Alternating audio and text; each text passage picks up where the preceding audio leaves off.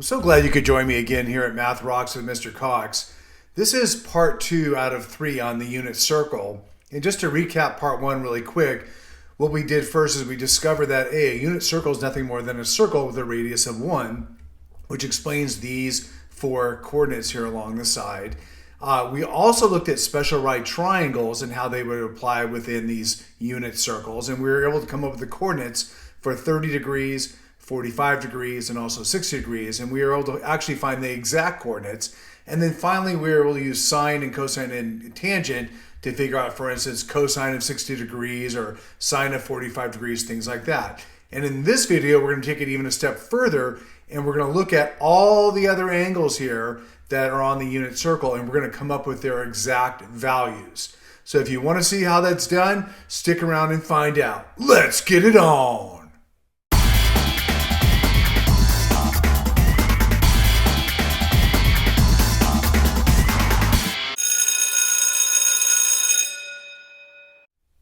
So looking back at what we did in part 1, we were able to determine the exact coordinates for 30 degrees, 45 degrees, and 60 degrees.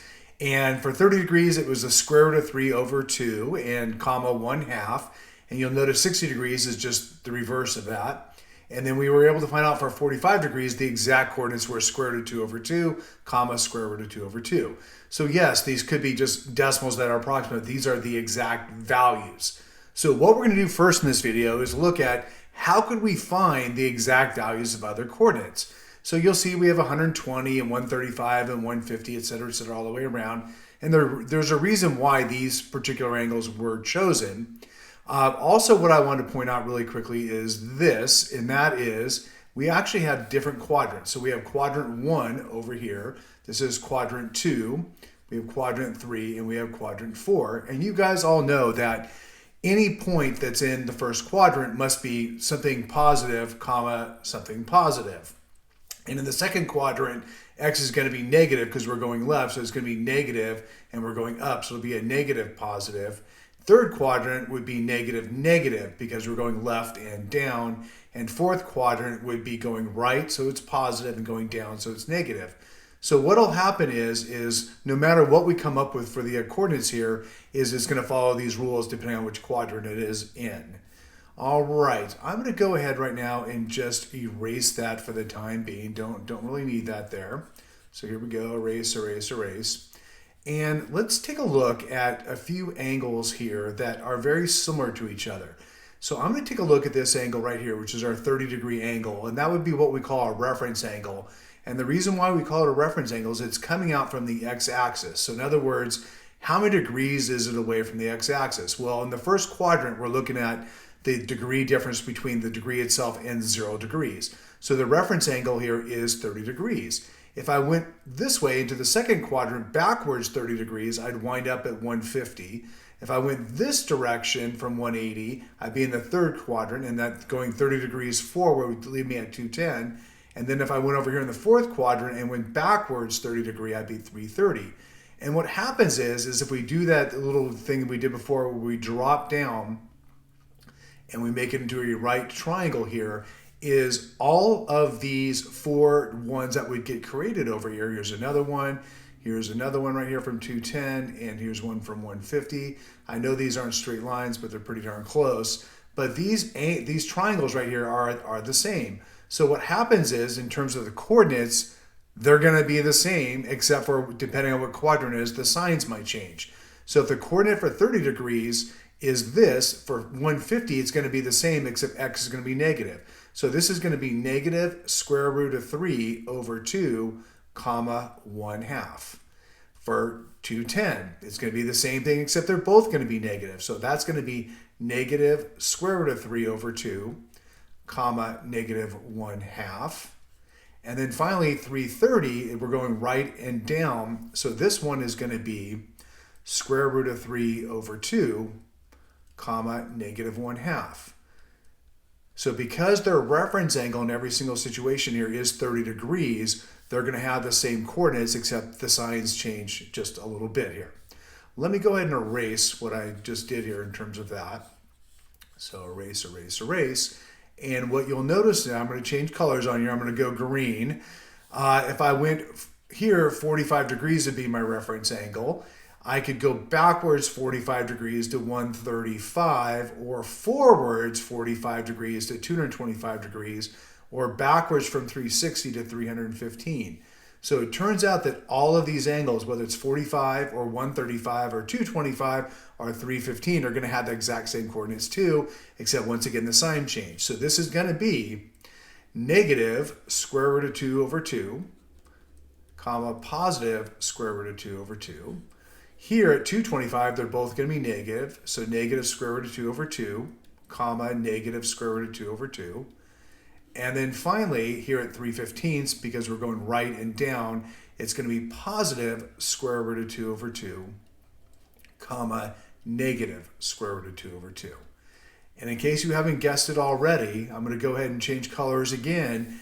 And if we went forwards for a reference angle of 60, it would be the same as going backwards 60 degrees to 120, forwards from 180 to 240, and then backwards here all the way to 300. And these would all have the exact same coordinates except for minuses, or pluses would be a little bit different. So at 60, it's going to be 1/2, comma, square root of 3 over 2. So this is going to be negative 1/2, comma, square root of 3 over 2. Likewise, down here at 240, it's going to be both negative. So negative 1/2, negative square root of 3 over 2. And then finally, over here at 300, it would be positive 1/2, comma, negative square root of 3 over 2. So in a nutshell, if you can know these three over here for 30 degrees, 45, and 60, you can find out all the other ones by just determining the reference angle and knowing what quadrant you're in.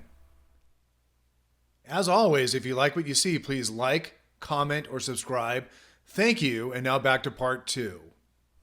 And then the second thing I wanted to cover in this video was how you actually find the values of sine, cosine, and tangent of each of the angles. In the previous video here, we already discovered that for 30 degrees, 45, and 60, we discovered that, hey, whatever x happens to be in that coordinate, cosine of that angle is equal to x, sine of that angle is equal to y, and tangent of that angle is equal to y divided by x. So we were able to determine all these values over here.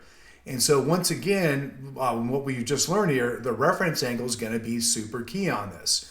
So this is the quadrant 1 angles here, and I'm going to go to quadrant 2. So let's focus on which ones have an actual reference angle of 30. So that's 30 away from 0. This one is going to be 30 away from 180 degrees. So 180 degrees is going to be our key, and we're going to go backwards 30. So this has a reference angle of 30. So does this, and I'm just going to write reference angles here along the side. And over here, if I went from 180 forward, this would have a reference angle of 30, and 360 minus 30 would give me here. So these four all have our reference angles of 30. So now when we're determining what the actual values are for sine, cosine, and tangent, it's going to be the same for 30, except what's going to happen is in the second quadrant, all the x's are going to be negative. So I'm just going to copy 30 right here. So I'm going to say 1/2, and I'm going to say square root of 3 over 2, and this is going to be square root of 3 over 3. And because we're in the second quadrant, anything x will be negative. So that's going to be negative. Over here, I'm going to use the same values again. So I'm going to have 1/2. I'm going to have square root of 3 over 2. And I'm going to have square root of 3 over 3. And because we're in the third quadrant, both y and x will be negative. So I'm going to do that. And by the way, a negative divided by a negative is a positive. And back here, I forgot to do this earlier, but a positive divided by a negative is a negative. So here only sine is positive. And let's go to quadrant 3. So here I'm going to write down the same exact values, 1/2, square root of 3 over 2, and then we have square root of 3 over 3.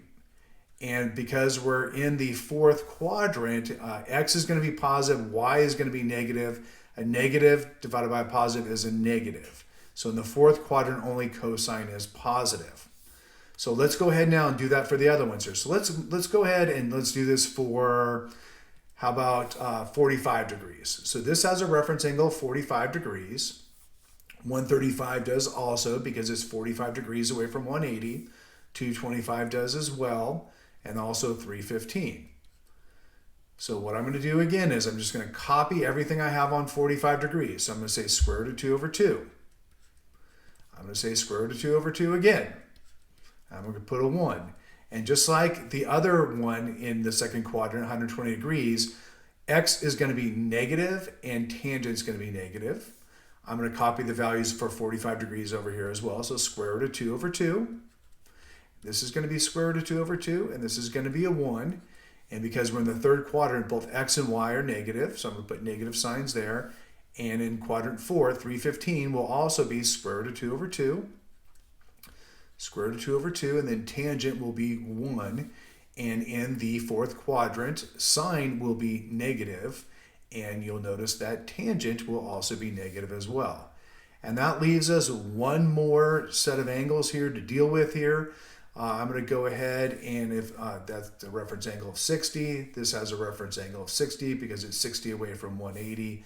This is also a reference angle of 60, so is this. It's all that's left over. And I'm just going to copy. So this is going to be square root of 3 over 2. 1/2 square root 3.